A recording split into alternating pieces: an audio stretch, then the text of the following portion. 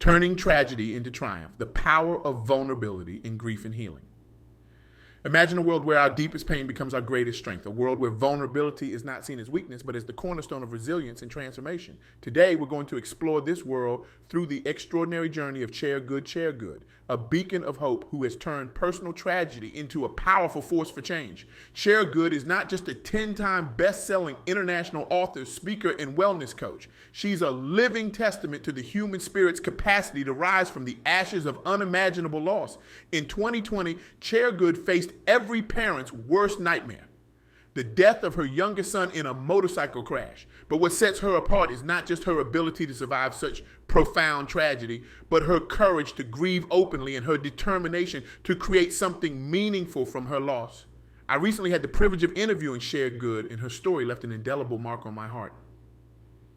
Her journey from the depths of grief to becoming a beacon of hope for others is nothing short of inspirational. It's a story that challenges our perceptions of grief, resilience, and the power of human connection. And let's start by acknowledging a truth we often shy away from. Grief is a universal experience. It's something we all face, yet it's something we're often ill-equipped to handle. We live in a society that encourages us to move on, to stay strong, to hide our pain behind a mask of normalcy. But ChereGoode's story challenges this notion. She chose a different path, one of open, raw, and unapologetic grieving. Imagine for a moment the courage it takes to face your deepest pain head on, to allow yourself to be vulnerable in a world that often equates vulnerability with weakness. This is exactly what ChereGoode did.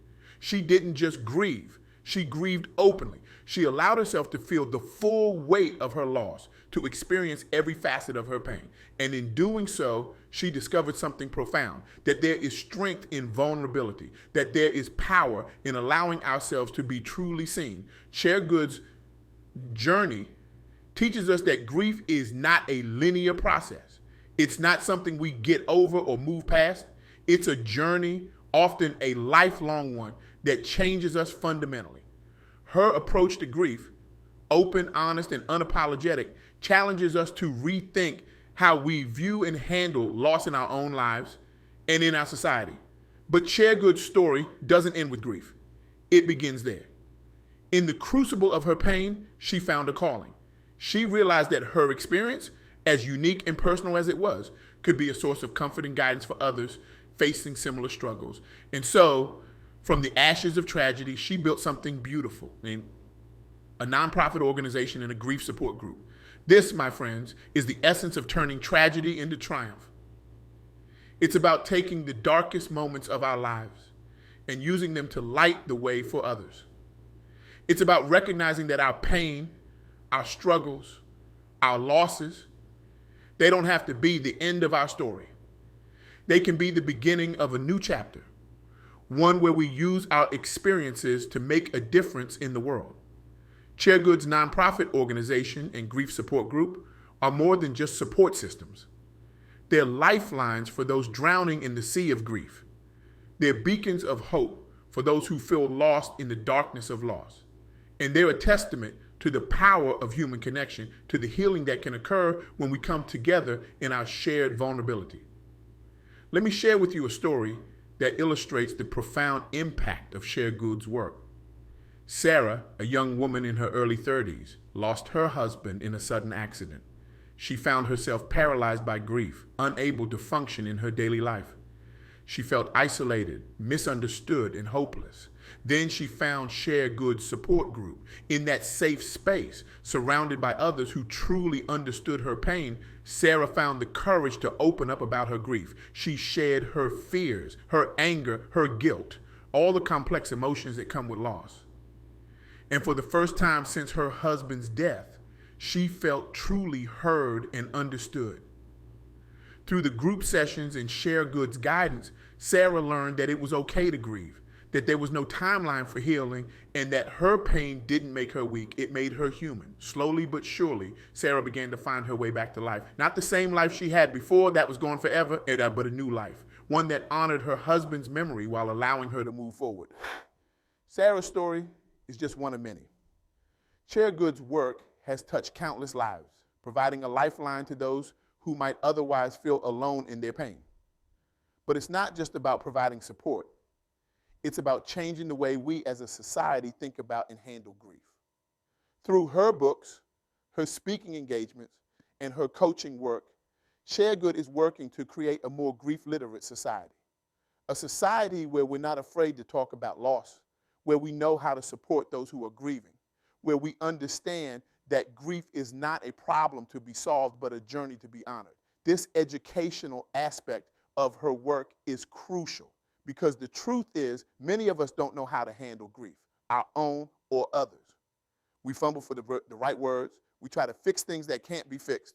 We inadvertently cause more pain in our attempts to help. But with education, with open dialogue, we can learn to be better supporters, better listeners, better companions on the grief journey. ChereGood's approach also emphasizes the importance of self-care in the grieving process. In the face of loss, it's easy to neglect ourselves. We pour all our energy into just getting through each day, into supporting others, into keeping up appearances. But ChereGoode reminds us of the vital importance of caring for ourselves.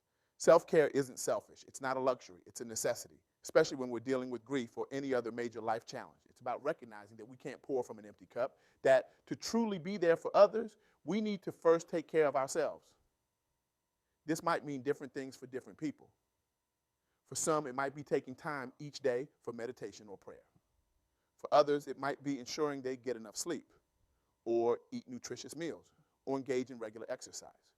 For still others, it might be about setting boundaries, learning to say no, or seeking professional help when needed. The key is to find what works for you, what truly recharges your batteries and nourishes your soul, and then to make that a priority, not an afterthought. This is something ChereGoode emphasizes in her work as a wellness coach, and it's a crucial component of her approach to grief support. But let's be clear, self-care isn't about avoiding our pain or our grief. It's about giving ourselves the strength and resilience to face it. It's about creating a solid foundation from which we can not only cope with our own challenges, but also reach out and support others. This brings us to another powerful lesson from ChereGoode's journey: the importance of community. Grief can be an isolating experience.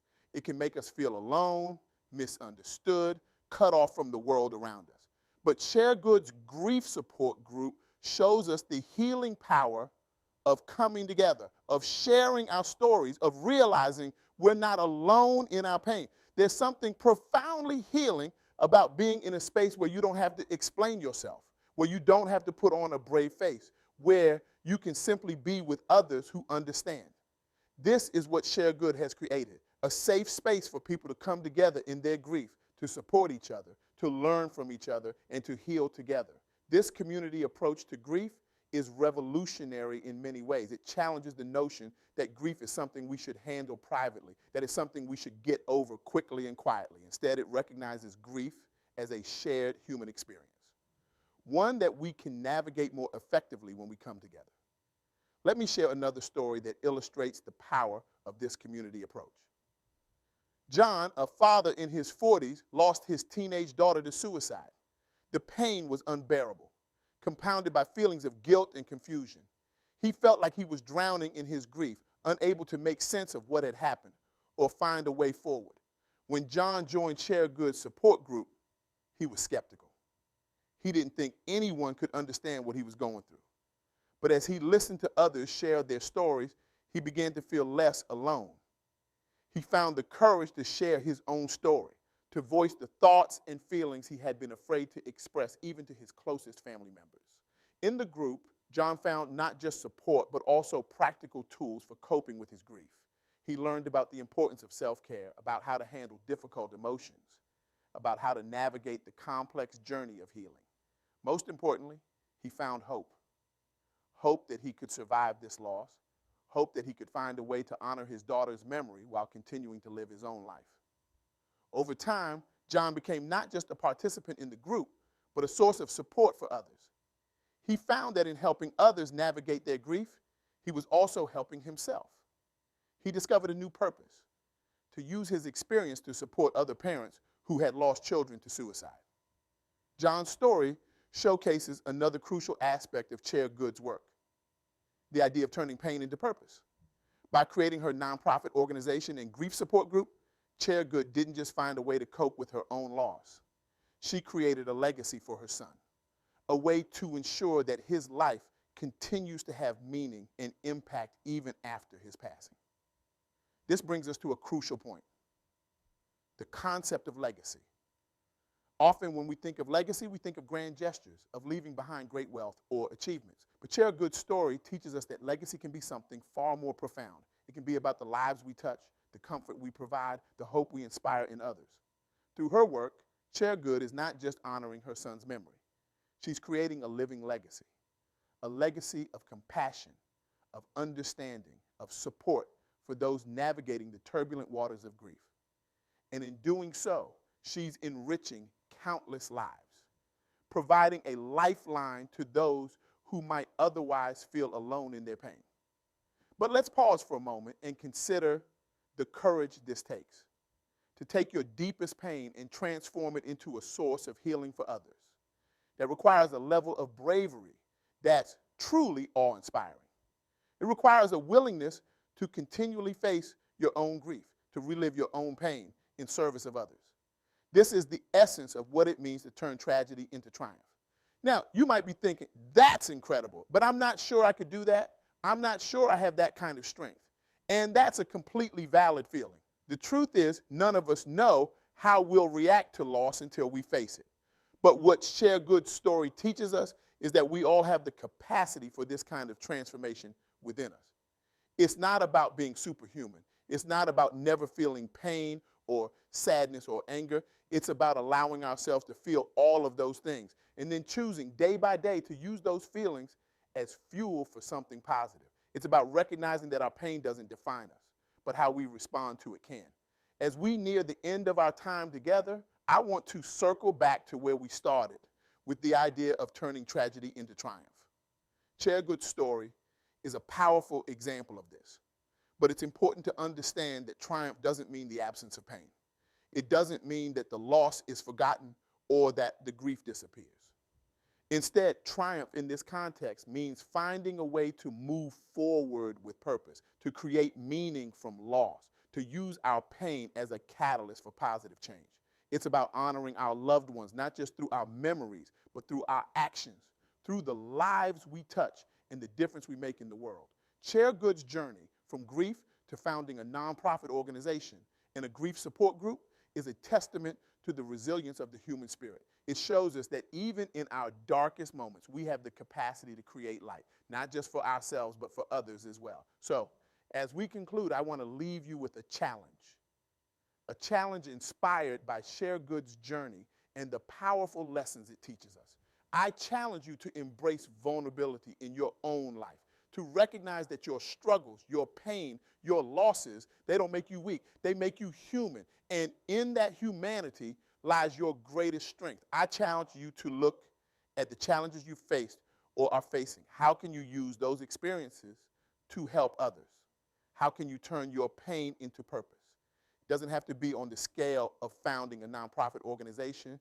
It could be as simple as reaching out to someone else who's struggling, sharing your story, offering a listening ear.